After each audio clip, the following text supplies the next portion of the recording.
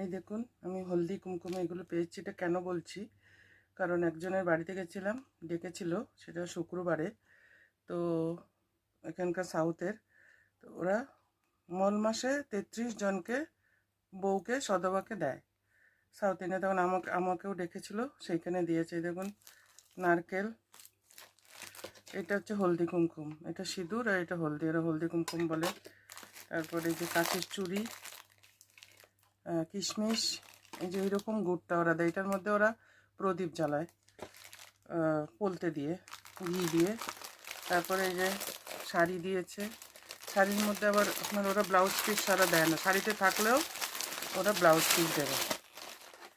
এই যে blouse piece দিয়েছে, এটা আলাদা করে।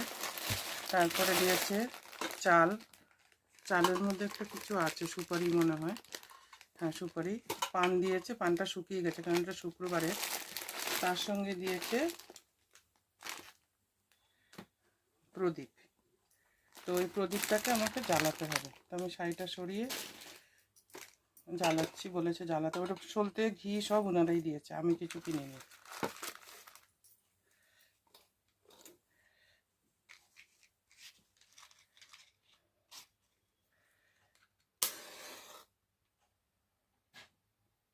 এখন এই প্রদীপটা আমি ঠাকুরের কাছে দেবো। তার সঙ্গে দিয়েছে রূপোর বেলপাতা আর রূপোর পদ্ম ফুল।